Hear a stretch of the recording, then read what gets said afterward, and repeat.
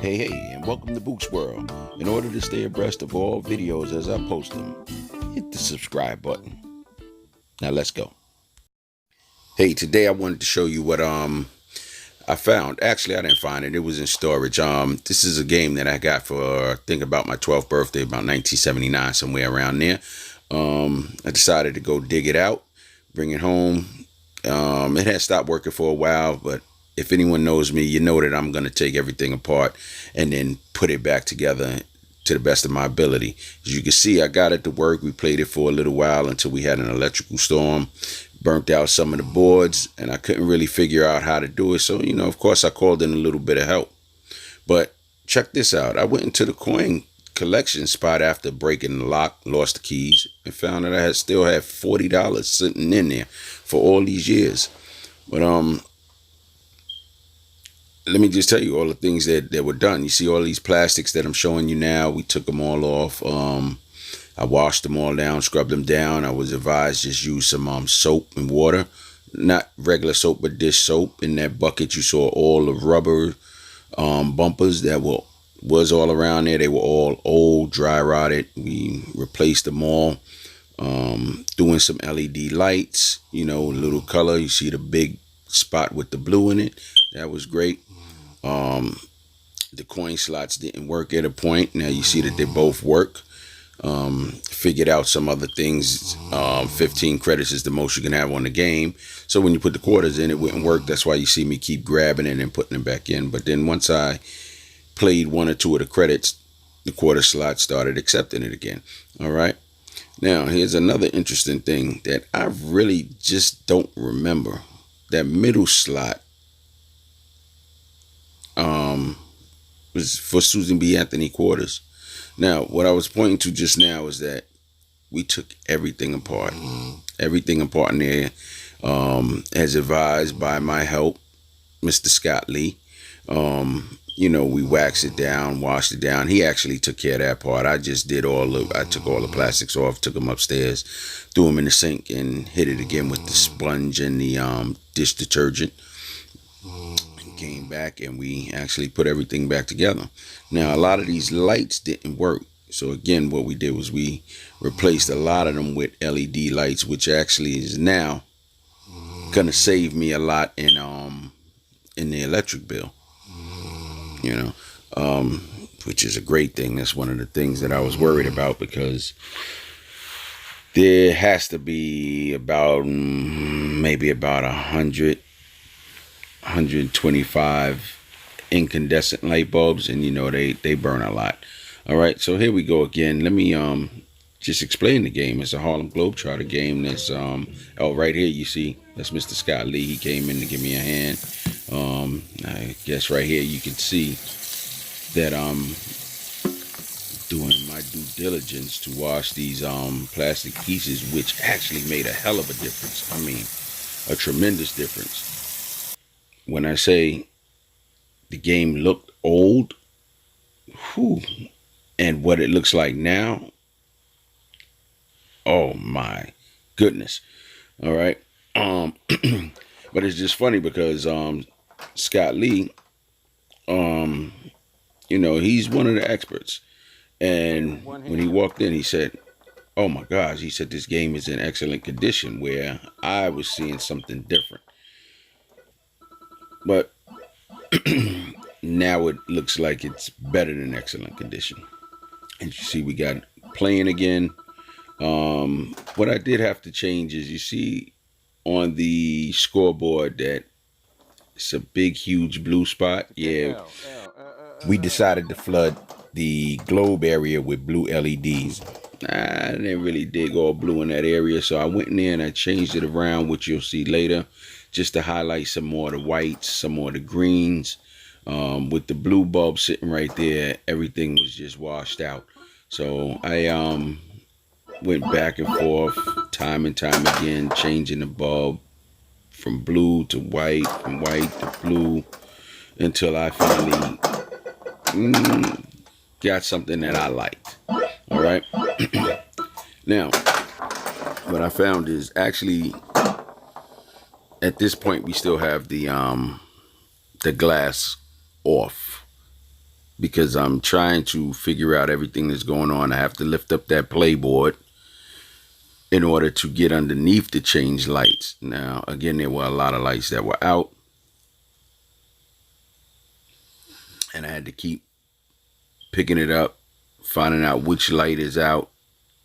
Again, it was a tedious process, but I'm kind of meticulous like that. I like things as perfect as possible, so I do that.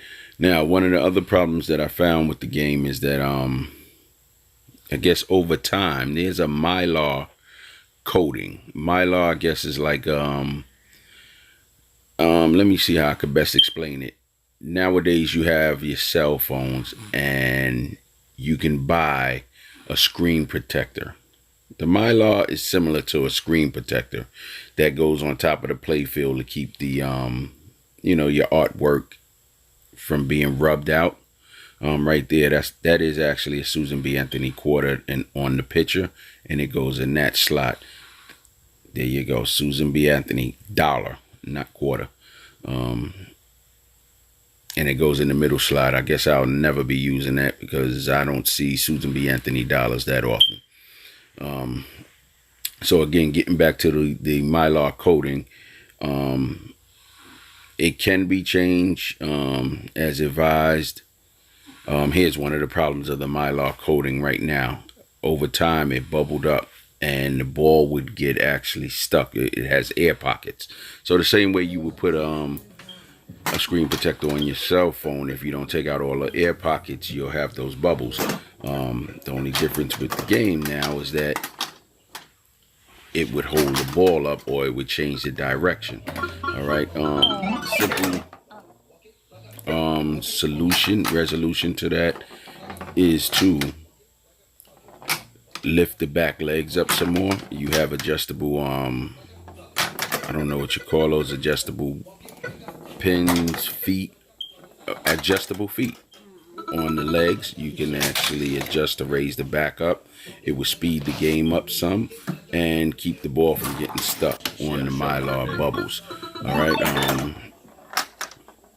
In order to change that, it is a hell of a job. You have to take all the bumpers off, all the plastic, everything, and get a clear playing field. And then I don't know how they would do it. Maybe they would heat it to take it off. I don't know. You gotta learn how to know when to bang it. You gotta know when Next to bang issue, it. we changed the ball, put a brand new ball in there. My old ball had little rust spots on it. That was good. Now, there was another problem with it being old, which I see as a problem. If you can see the little stars on your right-hand side toward the top, that playing field, I started playing and hit the first one. And, of course, it dropped down and never came back up. So what I found out was that the actual prong broke. It split in half underneath. So, as you'll see a little later in this video, you see, I just hit him. I just hit him kind of hard, and the first one broke. See, there's a finesse. I went in, found out what the problem was. See, you gotta know.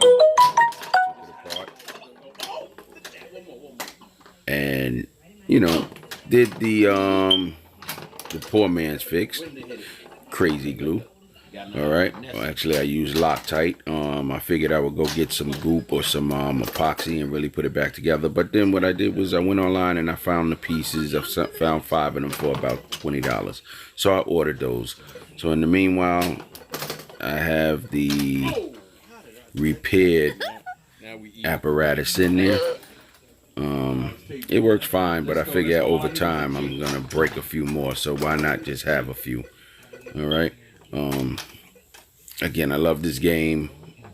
I didn't know that the Harlem Globetrotters World Tour pinball machine was so revered until bringing it home and trying to fix it myself and calling around and traveling here to there to speak to the pinball wizards and the pinball gods.